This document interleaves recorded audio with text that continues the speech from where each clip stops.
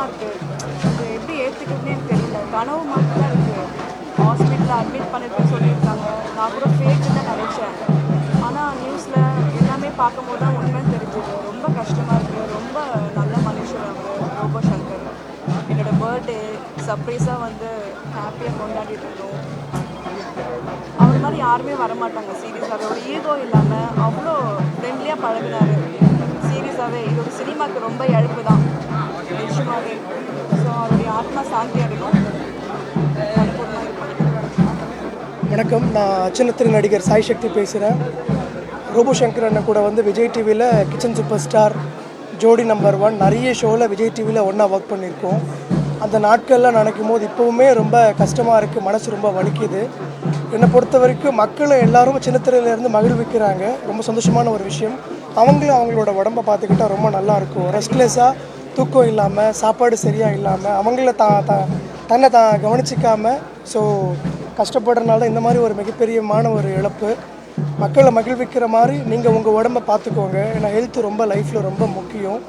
இது ஏற்றுக்கவே முடியாது. விஜய் டிவியை தாண்டி சின்னத்திரைக்கு ஒரு மிகப்பெரிய இழப்பு. இப்படி ஒரு ஜாம்பமான ஒரு நடிகர், அவரை இல்லை அப்படின்னு ஒரு நிமிஷம் கூட நினச்சி கூட பார்க்க முடியல. தங்கமான மனுஷங்க, 0% ஆட்டிடியூட். எல்லாம் ஒரு ஆர்டிஸ்ட் ஆகிட்டா, ஒரு ஃபெமிலர், ஒரு ஃபேம் வந்துட்டா அவ்வளோ ஆட்டிடியூட் இருக்குது. இவர்கிட்ட எதுவுமே இல்லாமல் டவுன் டு எர்த், எல்லார்கிட்டையும் ரொம்ப சகஜமாக, அன்பாக, பாசமாக பேசுகிற ஒரு மனிதர். இவரோட இந்த இறப்பு கனவாக இருக்கலாமா அப்படின்னு நினைக்கிறோம். இது ரொம்ப ரொம்ப கஷ்டமாக இருக்குது. விஜய் டிவியில் இருக்க எல்லா ஆர்டிஸ்ட்டுக்கும் ஒரு மிகப்பெரிய இழப்பு இது. வடிவேல் பாலாஜி அண்ணன் இல்லை அப்படின்னு நினைக்கவே முடியல. அந்த மாதிரி இப்போது ரோபோ சங்கர் அண்ணன் இல்லைன்ற விஷயம் எங்களால் ஏற்றுக்கவே முடியல.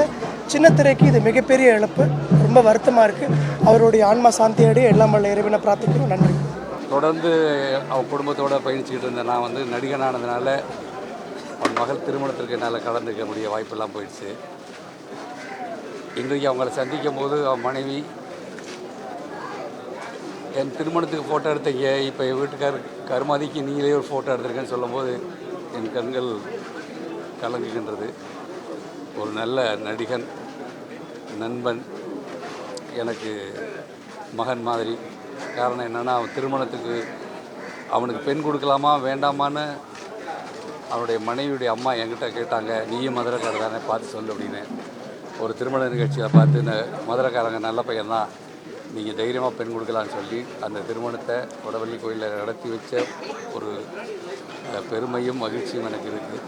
இன்றைக்கு இந்த நிகழ்ச்சியில் நான் கலந்துக்கிட்டது வந்து எனக்கு வாய்ப்பு கிடைச்சதுக்கு நன்றி. அதனால் அவனுடைய புகழ் என்றும் மறையாமல், அவன் என்றென்றும் மக்கள் மத்தியில் ஒரு நல்ல நகைச்சுவை உணர்வாளனாக, நகைச்சுவையை மதிக்கக்கூடிய ஒரு நல்ல மகனாக இதில் என்னுடைய ஆண்டவருடைய கிருபை அவனுக்கு என்றுமே இருக்க வேண்டும். அவர் குடும்பத்தாருக்கு என்றுமே இருக்க வேண்டும் வேண்டிக்கிட்டு விடைபெறுகிறேன்.